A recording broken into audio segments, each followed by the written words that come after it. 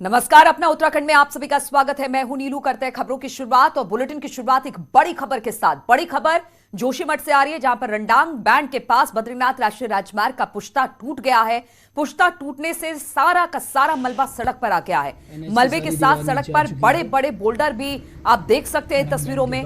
पहाड़ पर लगातार हो रही बारिश के चलते पुश्ता टूट गया है। आप तस्वीरों में देखेंगे कि किस तरह से पूरी सड़क पर इस वक्त मलबा बिखरा हुआ है और पहाड़ के कटान को रोकने के लिए बनाई गई दीवार टूट गई है, जिसकी वजह से लगातार जो बड़ा बड़ा मलबा है या बोल्डर है वो सड़कों पर आता दिखाई दे रहा है। तस्वीरें आपको दिखा रहे हैं बद्रीनाथ नेशनल हाईवे की तस्वीर है, जहां पर भारी बारिश की वजह से पुश्ता टूटा और पुश्ता टूटने के बाद जो बड़े बड़े बोल्डर थे वो पूरी सड़क पर फैल गए।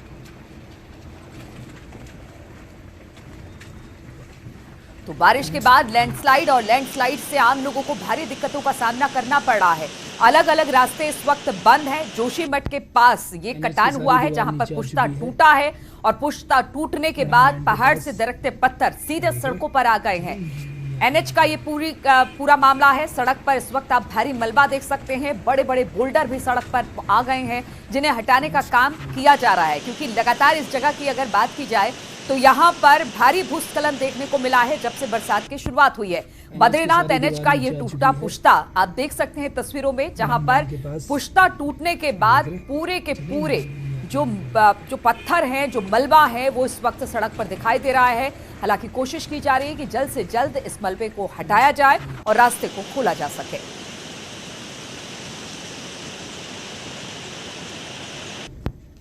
एनएच की सारी दीवार।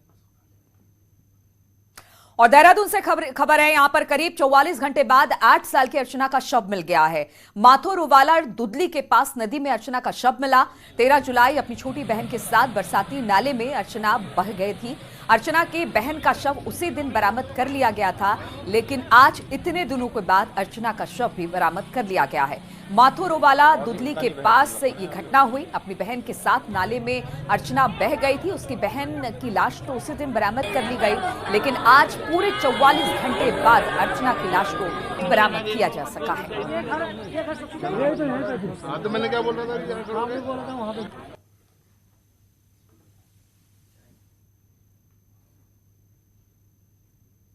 और 10,000 का इनामी बदमाश राजा, पुलिस ने उसे गिरफ्तार कर लिया है। एसटीएफ ने बॉर्डर रोड नरेला स्थित दिल्ली से बदमाश को अरेस्ट किया है। हरिद्वार के पेट्रोल पंप में डकैती के बाद से यह फरार चल रहा था।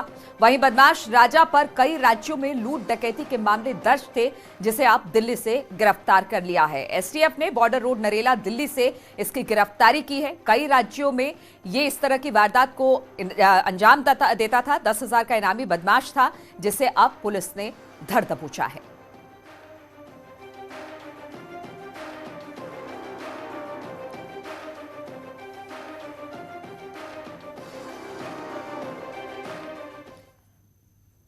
और गंगोत्री धाम में गंगा नदी का जलस्तर लगातार बढ़ा हुआ है, जिससे गंगोत्री धाम के मुख्य रास्ते की दीवार पर खतरा बना हुआ है। नदी का तेज बहाव लगातार दीवार के निचले हिस्से को काट रहा है, जिससे दीवार का निचला हिस्सा खोखला हो चुका है। दूसरी तरफ नदी घाटों को छूकर बह रही है, जिससे घाटों को भी भारी नुकसान पहुंच रहा है।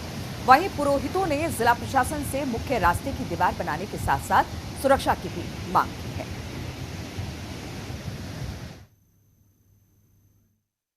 कोई ध्यान नहीं दिया और इस समय इसका बहुत ज़्यादा कटाव हो गया और आने वाले समय में कभी भी दीवार निकल सकती है। इससे एक बहुत बड़े पार्ट को जो है नुकसान हो सकता है। तो हमारा प्रशासन से निवेदन होगा कि तत्काल इस पर कार्रवाई करें।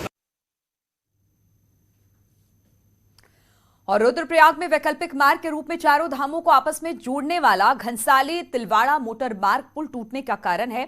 6 जुलाई से बुरांश काठा भी बंद है। वहीं प्रशासन अब बुरांश काठा में वैली ब्रिज बना रहा है, जिससे कि 1 महीने से ज्यादा समय लग सकता है। ऐसे में जहां तीर्थयात्रियों को कई किलोमीटर अतिरिक्त दूरी तय करके अपनी यात्रा को पूरी करना पड़ रहा है, वहीं चार धाम यात्रा के इस वैकल्पिक मार्ग से जुड़े व्यवसायियों को भी बड़ा नुकसान होने लगा है। सालों नाम से अब देखो 2-3 साल से हमारा कोरोना काल से हमारी यात्रा चली नहीं। 20 साल चली थी, जो ये डेट में यात्रा चली उसका ठप हो गई थी। इसकी वजह से हमारा काम सारा खराब हो गया। राशन पानी भरा हुआ खराब हो रहा है, सारा गुदाम खराब हो रहा है। इस समय हम बुरांस काटा में हैं और ये जो मार्ग जिसमें हम इस समय हैं, ये जो है चारों धामों को आपस में जोड़ता है। घनसाली तिलवड़ा ये मार्ग है और ये जो है यहाँ बुरांस काटा में यहाँ पे बाधित है। यहाँ पर पुल टूटा था और ऊपर आप देख सकते हैं यहाँ ऊपर से लैंड स्लाइडिंग हुआ था, जिसके कारण ये पुल टूटा।